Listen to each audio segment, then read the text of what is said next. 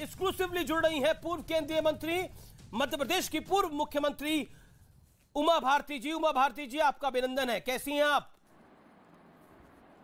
मैं ठीक हूँ, आप कैसे हो? मैं ठीक हूं उमा जी। और आपसे सवाल जब मैं आपसे पूछने जा रहा हूं तो एक बयान आ गया है इस देश के बहुत बड़े नेता का।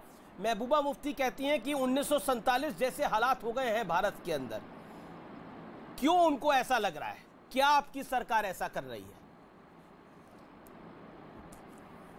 भारत में 1947 की जो स्थिति थी उसका मुख्य कारण था कि यहाँ कांग्रेस एक प्रभावी पार्टी थी और नेहरू जी ने महात्मा गांधी तक की बात नहीं मानी थी। गांधी का कहना था कि पाकिस्तान मेरी लाश पे बनेगा, लेकिन अंत में नेहरू और जिन्ना की जो सत्ता की आकांक्षा थी उसके कारण भारत के दो टुकड़े हो गए थे।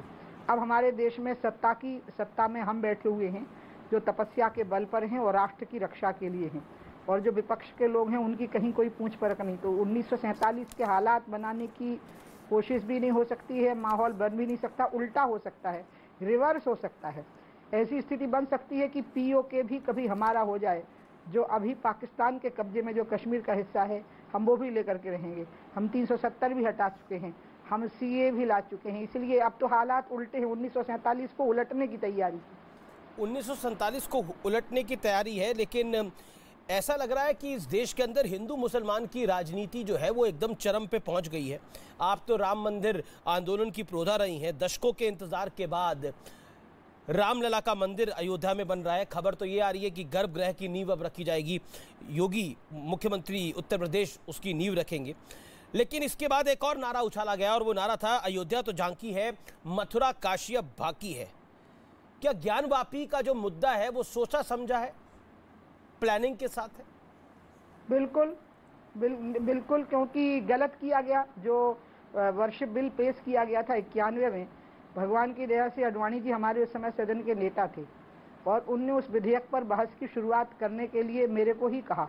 तो मैंने उसी समय कहा था कि आप मथुरा और काशी को अलग मत करिए इस विधेयक से, ये किसी ना किसी सामने आ जाएंगे, क्योंकि अयोध्या, मथुरा और काशी ये हिंदुओं की आस्था के केंद्र हैं और आज भी करोड़ों हिंदू वहाँ मत्था टेकने के लिए जाते हैं।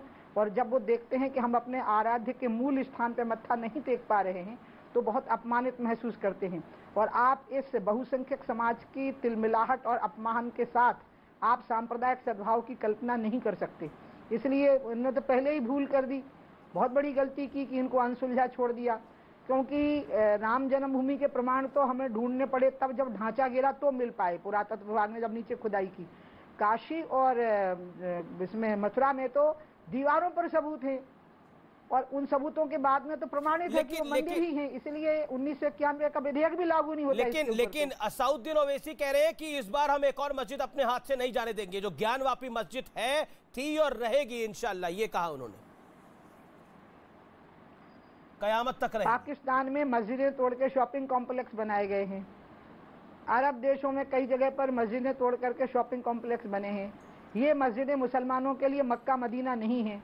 मक्का मदीना और अजमेर की दरगाह शरीफ या हाजी मलंग या यहाँ का जो निजामुद्दीन औलिया का जो स्थान है, ये इनके महत्व के स्थान है भारत में, और मक्का मदीना विदेश में। ये जो अयोध्या, मथुरा में और काशी में जो मस्जिदें हैं तो सामान्य इबादत गाह हैं, ये तो दुकानें बनाने के लिए पाकिस्तान में तोड़ दी गई हैं। और इसलिए ओवैसी साहब, मैं आपको एक बात बताऊँ, ओवैसी साहब बहुत पढ़े लिखे आदमी हैं, उनको एक बहुत बड़ी दिक्कत हो गई और ये दिक्कत कांग्रेस ने खड़ी की है।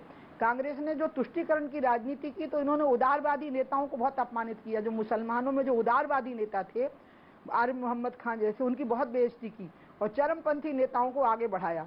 और इसी का परिणाम निकला कि हर मुसलमान नेता को लगता है कि मैं अतिवादी और कट्टरपंथियों के पक्ष में अगर नहीं बोलूंगा तो ना मैं चुनाव जीत पाऊंगा, ना मैं किसी को चुनाव जिता पाऊंगा। लेकिन आरोप तो मजबूरी में बोल रहे हैं। उमा जी, मेरा आपसे परिचय तो बहुत पुराना है, लेकिन जैसे आप भाषण देती थी वैसे ही अब आपके यहाँ पर कई युवा चेहरे आ गए हैं, वो भी अब कई भाषण देते हैं। हालांकि आपके बराबर नहीं तो वो भी उनके भाषण भी कई बार सवालों के घेरे में खड़े हो जाते हैं। मैं आपसे ये सवाल पूछ रहा हूँ, ये मामला सिर्फ अयोध्या, काशी, मथुरा तक सीमित नहीं रहा, ये ताजमहल तक भी पहुँचता है, ये कुतुब मीनार तक भी पहुँचता है। इसका अंत क्या है? इसका अंत क्या होगा फिर? ये बहुत अच्छा सवाल किया आपने, आप बहुत बुद्धिमान व्यक्ति हैं और बहुत अच्छा सवाल किया है। ये जो मामला है ना अन्य स्थानों का, ये आज नहीं उठा है, ये पहले भी उठे हैं, ये 6 दिसंबर से पहले भी उठे हैं। ये पीएन ओक साहब एक बहुत बड़े पुरातत्व इतिहासवेत्ता थे, उन्होंने ये बहुत पहले ये बातें साबित की थी। सोमनाथ के मंदिर का भव्य निर्माण, क्योंकि वहाँ महमूद गजनवी ने मंदिर तोड़ा था, इसलिए भव्य मंदिर का निर्माण डॉक्टर राजेंद्र प्रसाद जी के समय पर हो गया, नेहरू जी के समय पर हो गया। तो इसमें से कोई नई बात नहीं है। नई बात यह थी कि इस बीच में कांग्रेस ने तुष्टीकरण की राह पकड़ी और परिणाम निकला कि हिंदू और मुसलमान में डिवीजन कर दिया। मोदी जी आए तो सबका साथ, सबका विकास और सबका विश्वास का नारा दे करके आए। लेकिन लेकिन दूसरी तरफ से कहा जाता है कि ये सबका विश्वास कैसे है जिसमें अयोध्या वाली मस्जिद उनकी चली गई, ज्ञानवापी में शिवलिंग निकलने का दावा किया जा रहा है, ऐसे सबका विकास कैसे होगा? दूसरी तरफ से मुस्लिम पक्ष ये बात कहता है, या फिर कहें तो मुस्लिम पक्ष के नेता ये बड़ी बात कहते हैं, विपक्ष भी कहता है। मुस्लिम पक्ष के जो नेता बोल रहे हैं, आप एक बात देख लो, आप खुद देख लो, गवाही हो आप इसके, कि जब 3 जजेस की खंडपीठ ने फैसला दिया कि बीच का डोम रामलला का है, तो पूरे देश ने शांति के साथ उसको सुना। फिर ये हुआ कि यहाँ राम मंदिर का निर्माण होना चाहिए, माननीय सुप्रीम कोर्ट का फैसला हुआ तो शांति के साथ सुना। प्रधानमंत्री ने हनुमानगढ़ी में मत्था टेक के, रामलला को मत्था टेक के राम जन्मभूमि का शिलान्यास किया तो पूरे देश ने शांति और सद्भावना से देखा। ट्रिपल तलाक का मसला आया तो पूरे देश ने पूरी शांति के साथ देखा। यानी हिंदुस्तान का जो मुसलमान है वो इस बात में विश्वास करता है कि मोदी जी का ये कहना कि सबका विकास, सबका साथ और सबका विश्वास, यही सही बात है। उमा जी, मामला ये तो कोर्ट के ऑर्डर से आया है। उमा जी, अगर ये कहेंगे कि कोर्ट हमारे कहने से ऑर्डर देती है तो ये भारत के कानून संविधान की व्यवस्था का अपमान है। अच्छा, फिर राहुल गांधी कह रहे हैं कि बीजेपी ने ऐसा माहौल बना दिया है कि केरोसिन छिड़क दिया है बीजेपी ने, सिर्फ एक चिंगारी की जरूरत है और हम बड़ी परेशानी में पड़ जाएंगे। यानी उनका कहना है कि आप केरोसिन डाल रहे हैं, चिंगारी लगेगी तो आग लग जाएगी। उन्होंने पहले भी बयान दिया था कि मेरी बात अभी नहीं मानोगे, इस देश के अंदर बड़े बुरे हालात हो जाएंगे। अब उन 2 बातें हैं, एक तो केरोसिन की, तो क्या है, राजीव गांधी की पार्टी जो है ना केरोसिन छिड़कने की एक्सपर्ट है। इनने 10,000 सिखों को भूना है केरोसिन डाल करके दिल्ली में। अब आई दूसरी बात कि पूरे देश में केरोसिन डाल रही है भारतीय जनता पार्टी। नहीं, हम तो अमृत छिड़क रहे हैं, एकता का और सद्भावना का और प्रेम का संदेश। अयोध्या का पूरा मसला शांति से सुलझ गया है। काशी के सर्वे के लिए सामान पूरा पहुंच गया है कोर्ट में, जो भी सर्वे की रिपोर्ट है वो पहुंच गई है।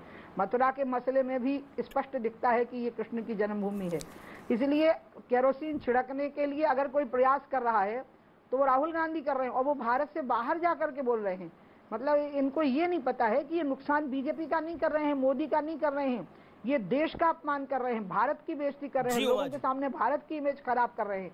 मैं इनकी देशभक्ति पर शंका नहीं करूंगी और इन्हें देशद्रोही नहीं कहूंगी, लेकिन इनको देशभक्ति आती नहीं है। इनको संघ की शाखा में जाना पड़ेगा कुछ दिनों, राहुल गांधी को 4-5 लेकिन उस संघ को तो मुस्लिम ब्रदरहुड बोको हरम से कंपेयर किया जाता है कांग्रेस द्वारा। वो कहते हैं वो संघ क्या देशभक्ति सिखाएगा, वो तो खुद बोको हरम और मुस्लिम ब्रदरहुड जैसा है, आतंकवादी संगठन जैसा है।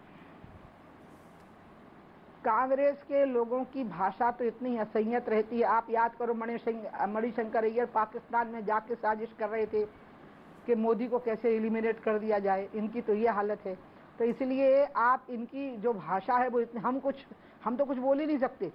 और ये इस प्रकार की बातें, इतनी असंयत भाषा बोलते हैं ये लोग, क्योंकि ये सड़क पर लड़ना नहीं जानते, ये संघर्ष करना नहीं जानते, ये तपस्या करना नहीं जानते, ये सिर्फ गालियां देना जानते हैं और माहौल खराब करना जानते हैं। देश का ये कुछ नहीं बिगाड़ पाएंगे, लेकिन देश की छवि भारत में खराब कर देंगे, भारत के बाहर खराब कर देंगे। ये हिंदू मुसलमानों में फूट नहीं डाल पाएंगे। ट्रिपल तलाक पे सब शांत रहे, मुसलमान बहुत पढ़ लिख गए हैं, ओबीसी जैसे लोग भी उदारवादी रास्ता पकड़ जाएंगे अंत में। अच्छा, एक बात बताइए उमा जी, समझ में आ जाना है कि कट्टरपंथी उमा जी, जहां तक भी मुसलमानों को भी, उमा जी, जहां तक मेरी जानकारी है, और आपने ज्ञानवापी मस्जिद का मामला सीधा पार्लियामेंट में भी उठाया था। मैं आपसे जानना चाहता हूं, क्या आपको लगता है वो ज्ञानवापी मस्जिद नहीं, क्या वो ज्ञानवापी मंदिर है? इसके साक्ष्य जो क्लेम किए जा रहे हैं उनमें कितनी सच्चाई है? वो तो मैं आपको शुरू में बोली ना त्रिपाठी जी कि मैं पार्लियामेंट में जब ये विधेयक आया 1991 में, जब नरसिंहा राव जी प्रधानमंत्री थे, तो मेरे को ही अडवाणी जी ने कहा कि उमा हमारी तरफ से बहस की शुरुआत करेगी और हमारी पार्टी ने अंत में फैसला किया कि हम इस विधेयक से सहमत नहीं है, इसलिए वोट डालना तो दूर की बात है, हम यहाँ बैठेंगे भी नहीं। और ऐसा कह के अडवाणी जी के नेतृत्व में हम सब ने बायकॉट किया। तो मैंने तो उस समय ये बात कही थी कि मत छोड़िए मथुरा और काशी को, क्योंकि अयोध्या, मथुरा और काशी ये हमारे लिए मक्का मदीना के समान पवित्र हैं। लेकिन जबकि यहाँ जो मस्जिदें बनी हुई हैं मुसलमानों के लिए दूसरी तरफ से उमा जी नहीं है, इनकी तुलना मत करिए, कंपैरिजन अखिलेश यादव